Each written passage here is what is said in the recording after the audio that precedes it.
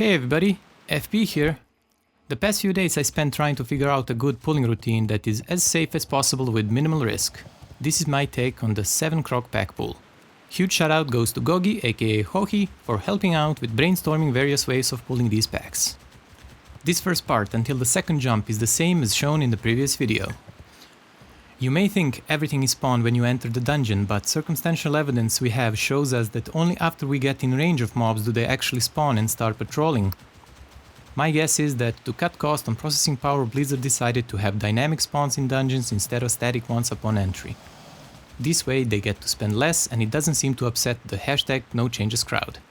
While this is just my theory, it benefits us twice in this long pull. The big berserker or the snakes will never be in your way in a fresh reset, and only after you wipe and come back will you have a chance of running into them.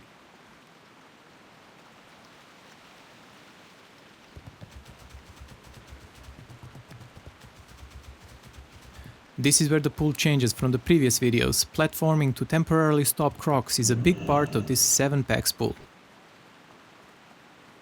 Notice the position of Soulflyer at the end of this platform. I'll come back to my point later on. With this pull we have to have Blink ready to cut the distance between going up and going down, or else crocs will reset.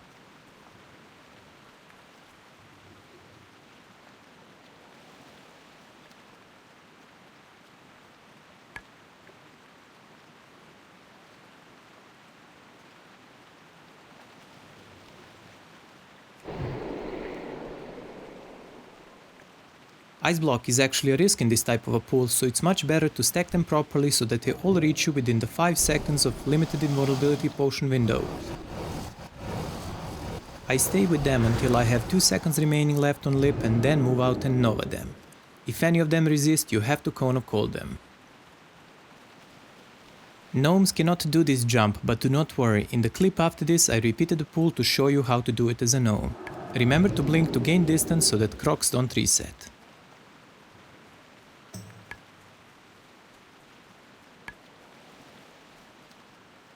We are using this reset spot to eat time on lip cooldown. If you stay in the spot for too long they will reset, which is good info to have if you screw up any of the pulls.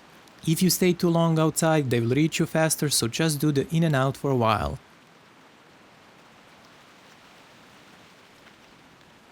Being efficient in going in and out as a gnome is more important, as crocs will be much closer to you.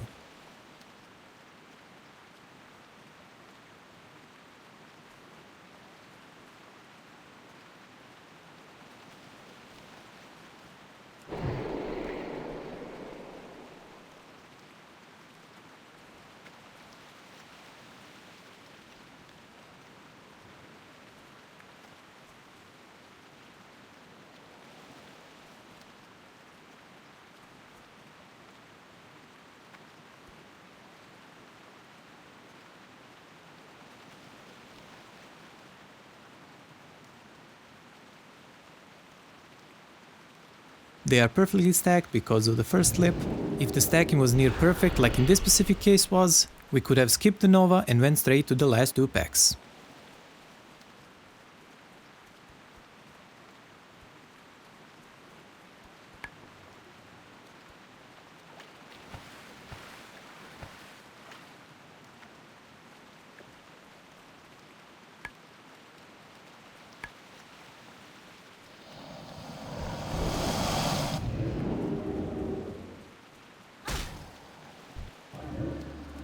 Same idea here, you want to avoid using ice block by making sure they will all reach you within the few seconds window of your lip.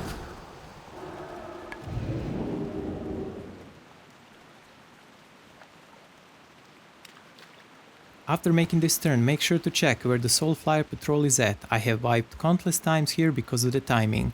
If you pull it, you have to nova them and run to the reset spot shown earlier.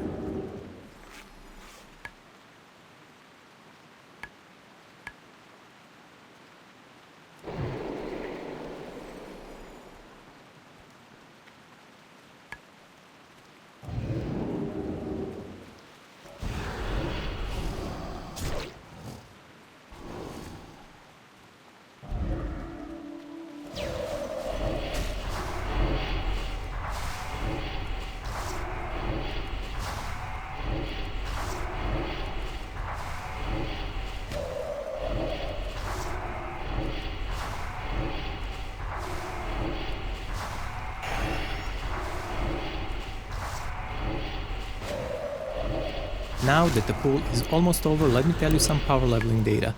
At level 50, person gains around 500 XP per croc. As they get closer to 59, they will gain even more, up to 700 XP per croc.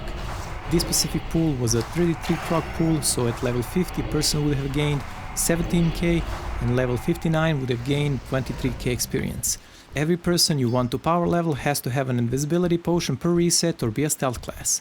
Two different types of invisibility potions do not share 10-minute cooldown, so make sure they get both of them in case of a fail. When they have to cross the river, help them by taking aggro of the fish. This video is mostly about first 7 Croc Packs, but if you are doing a full run, you would now continue clearing the 2 packs of Crocs and Tigers in the same pool from the previous video.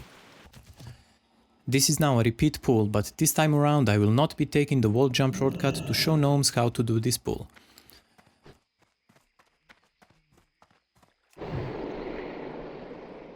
To come back to the point I was making about Soulflyer, because we didn't go far enough this time around, that Soulflyer has not yet started his patrol. Strange, isn't it? It's like he doesn't exist.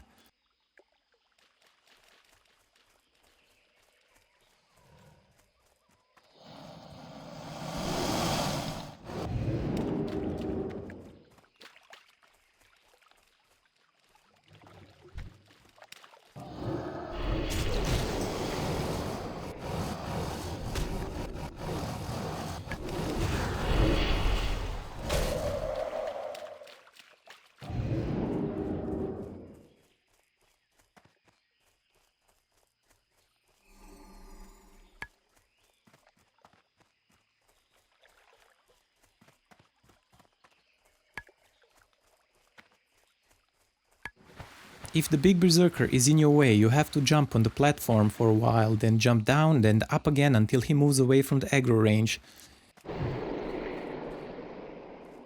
Here you have to be very careful as a gnome because crocs will be much closer to you. If you see them, run away, Nova call them for a while until Lip is close to be ready. Now that we have that taken care of, let me show you some more tips and tricks I have learned from the community here on YouTube. This reset spot is very useful, but be aware that if cubs aren't dead, you will most likely have to use an invisibility potion.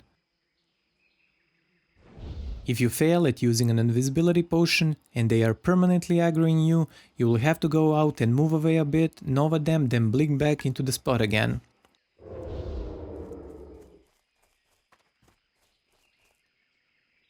If you are a herbalist or an alchemist, this little climbing routine will help you reach Improve much easier, after you spend countless hours figuring out the jump. First jump can be avoided by simply running up while moving to the right, while second jump and subsequent shimming up needs more practice. Once above, you have much clearer way of patrols. Mark them and herb naked to avoid repair bill. While we are on the point of repair bills, do not feel bad about taking spirit res. Just make sure to only have one set of gear in your bags, as taking spirit res breaks all the gear, even the ones in your bags. As an alchemist, this is where you learn how to make Kurobashi Mojo Madness, needed to summon special bosses in this room for the class trinkets. If you stayed here for this long, let me give you some more insights. If you're busy and cannot commit to farming, I suggest taking few minutes of your time and doing the 5 resets an hour, where you only check for the first 2 herbs. That's of course if you have the sight. You'll be done in no time and have a decent chance of scoring a blood wine, which in the time of making of this video is hovering around 30 gold on my server.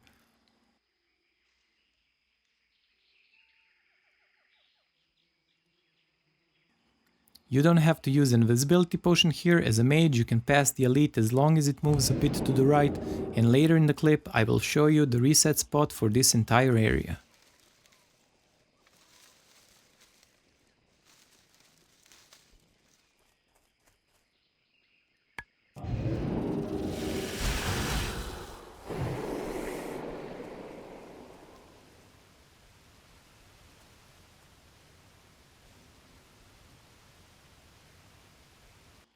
Thank you for sticking till the end, and this final tip is a huge one. It turns out that you can in fact reset a raid even after you killed all the bosses.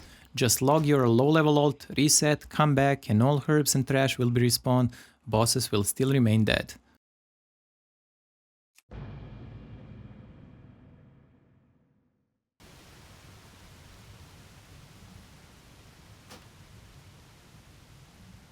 As for me, I reached Exalted on the 3rd day. I bought a ton of cheap coins under 1 gold and saved up close to 500 rep tokens to use till the end of Classic for amazing elixirs and shoulder enchants. I farmed and broke about 200 bijus and handed in 300 coin quests. I have killed around 1600 crocs, received 3 blue BOEs but no epics yet. Median for epic to drop is about 2300 or so. Their loot table includes expensive Cloudkeeper's leggings. Once again, thank you everybody for your support and see you in the next one!